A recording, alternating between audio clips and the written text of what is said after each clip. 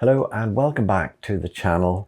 In previous videos I have compared these two cameras, and this one is the RX1R Mark II and this one is the Sony A7R, and I've compared them as to which might make the best everyday camera, something that you could use for street photography, for everyday, for travel, whatever it is that is your particular genre.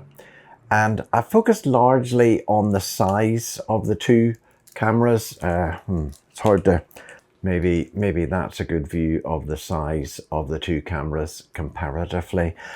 Anyway, looking at the ergonomics of them is one thing, but a lot of people say that because this camera, the RX1R Mark II, uses Sony's first generation color science, that they just find the color that comes out of the images in it just not as pleasing and hard to process, whereas this camera, the Sony A7R, uses Sony's latest color science, and that the images are more pleasing, more vibrant and sharper. So I want to show you how you can make this camera look as if it has Sony's color science version 2, the current version of color science. Now, if you're not interested in these two cameras, don't switch off, because what I'm about to show you is relevant to any camera, and it may just help you get more pleasing images out of your camera by using the techniques that I show in this video.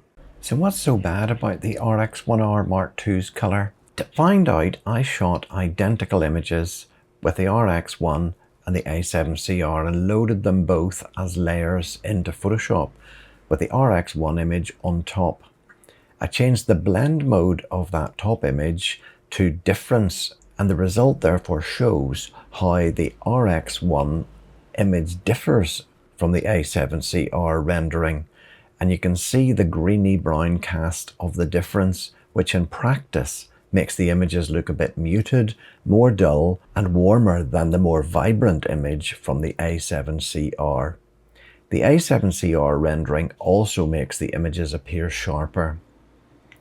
Having diagnosed the problem, we can now set about making a profile to fix it. There are various ways to do this, but I found the most convenient way to do this is using Premiere Pro. You might find a better way, and if you do, I'd really love it if you point that out in the comments. But if you don't want to use an automatic method, you can of course make all your adjustments manually and save the result as a preset or a profile that can be applied as the first step to all your images, maybe when you import them. I found, however, my method to be 100% accurate and very easy. So let me know in the comments what you think. To get reference images that cover the entire color range, I photographed my color checker with identical settings on both cameras. I then loaded these two images into Premiere, and in the Lumetri panel, I used Color Match to make the rendering of the RX1 image match exactly the A7R image. In Lumetri, you can then export this adjustment as a LUT or a color lookup table. Having saved the LUT as a file, I open any image, doesn't matter which you use, in Camera Raw, and by holding Alt or Option on Mac and selecting the three-dot menu here, you can reveal the option to create a profile. Select the LUT file and then give the profile a name. You can put it in a profile folder and save it. In Lightroom, if Lightroom was open, you'll need to restart it to make the profile appear. But by selecting the profile, you can make your RX1R images look exactly like the latest version of Sony Color. Use this profile as an import profile and you have effectively upgraded your RX1R Mark II to the latest color science. It's as easy as that. Any change or any adjustments that you want, you can make from that point onwards, but at least you're starting with the latest color science as your starting point.